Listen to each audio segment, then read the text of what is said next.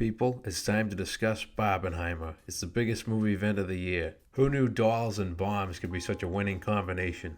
Initially, I thought it'd be unlikely that Oppenheimer and Barbie would actually open on the same date, but the timing has ultimately benefited both movies. Barbenheimer is a legitimate phenomenon with all sorts of memes and people going to see the two as a double feature. Call me a coward if you wish, but I chose to see them on different days. Whatever your preference is, you owe it to yourself to see both these films in the theater. They're incredibly entertaining pieces of work made by great directors with impressive ensemble casts and spellbinding narratives. Let's start with Oppenheimer. 3-hour-long epics are a rarity nowadays, but writer-director Christopher Nolan is enough of a draw for audiences by his name alone. He helmed one of the best movies ever made with The Dark Knight and several other hits. He consistently pushes himself as a filmmaker, and his latest project, Oppenheimer, is no exception. A harrowing, gripping biopic about J. Robert Oppenheimer, father of the atomic bomb. In a dual narrative structure similar to Memento, the film covers events leading up to the creation of the nuclear weapon as well as the aftermath. It delves into the ethical ramifications of making groundbreaking scientific discoveries. Whether or not you're familiar with all the real events, the engrossing narrative hooks you right away. I'd recommend seeing this in an IMAX theater to fully appreciate the arresting visuals and effective sound design.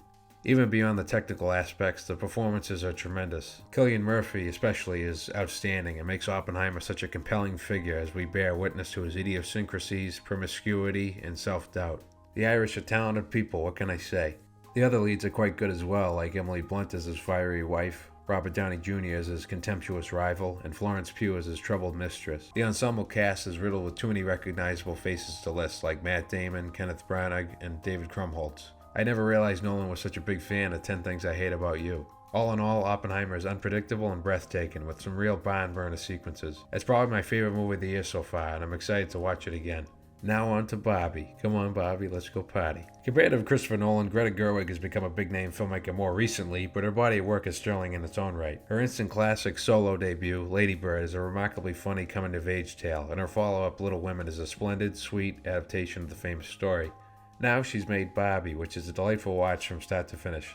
Though it ostensibly represents a known property with its depiction of the iconic doll, the whole movie is brimming with creativity and warmth. I wasn't sure exactly what to expect with this one, other than being enticed by all the talent involved. Basically, we follow a stereotypical Barbie played by Margot Robbie. She lives in the perfect world of Barbie Land and interacts with numerous other Barbies and Kens. Soon, though, Barbie experiences an existential crisis and goes on a colorful journey of self-discovery.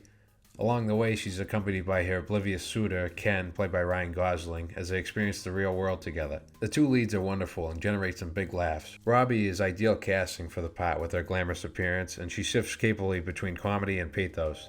Plus, she's Australian, so maybe they should have included a shrimp on the Barbie, am I right? Gosling commits fully to his character's charming ineptitude, and it's a blast. The supporting cast is also pretty stacked, with memorable performances from America Ferrera, Will Ferrell, and Rhea Perlman, to name a few. It has an infectiously silly sense of humor and a very imaginative aesthetic. What's not to enjoy? Since I remember diddly squat about Barbie and the Nutcracker, I think it's safe to say that this is the best Barbie movie ever made.